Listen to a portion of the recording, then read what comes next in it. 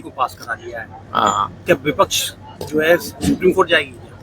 चली गई विपक्ष, आपने देख पड़ा ही नहीं, उसी दिन सुप्रीम कोर्ट चला गया।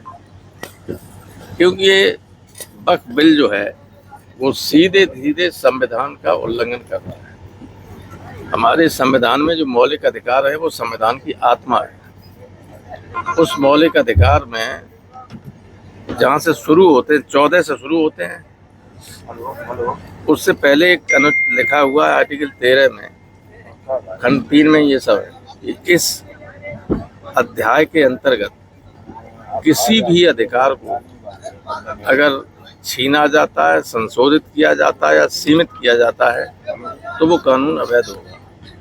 और आर्टिकल 26 में ये स्पष्ट मौलिक अधिकार दिया हुआ है जो संविधान द्वारा गारंटेड है कि धार्मिक स्वतंत्रता के रहते हुए ये जो धार्मिक क्रियाकलाप हैं, शिक्षण संस्थाएं हैं, अन्य हैं, उनको माइनॉरिटीज़ को उनका पूरा प्रबंधन करने का स्वयं अधिकार है। उसमें किसी तरह का कोई भी हस्तक्षेप होगा तो गैर कानूनी होगा।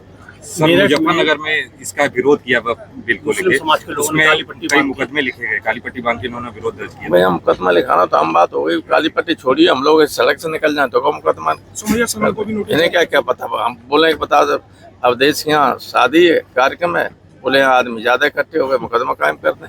ये तो अब एक डिक्टेटोरियल गवर्नमेंट है, यहाँ कोई सरकार थोड़ी। सुमैया राणा को हाउस अरेस्ट किया गया, उसके खिलाफ नोटिस जारी किया, व्हाट्सएप पे नोटिस की इन्फॉर्मेशन दी है। आप देखिए कि मैंने संसद में इस पे बोलते हुए सेंटेंस कहा था कि हम धीरे धीरे डेमोक्रेटिक स्टेट से टोटलिटेरियन स्टेट की तरफ बढ़ रहे हैं। कहा था कि नहीं कहा था? टोटलिटेरियन स्टेट होता है जहां विपक्ष का विरोध को सहने की कोई शक्ति नहीं होती है, कुछ किसी गवर्नमेंट में कोई इच्छा नहीं होती है, उसको सहन ही नहीं कर सकते। वो no opposition, nothing whatsoever. Samajwadi Party का क्या स्टैंड? समाजवादी पार्टी का क्लियर शुरू से स्टैंड है कमल के खिलाफ।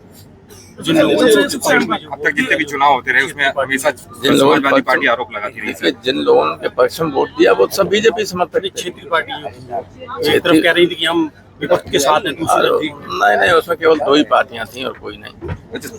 वो मोदी जी के साथ हैं, नीतीश कुमार की, चंद्रबाबू नायडू, और तो सब साथ हैं। सर, वोटर लिस्ट को लेकर लगातार मांग हो रही है, उसको लेकर बीजेपी स्वीकृति नहीं दे रही है, क्या चक्कर है, किस तरह का आपकी आगे स्टैंड अब है, अब न्यायालय उसका संज्ञान ले रहा है।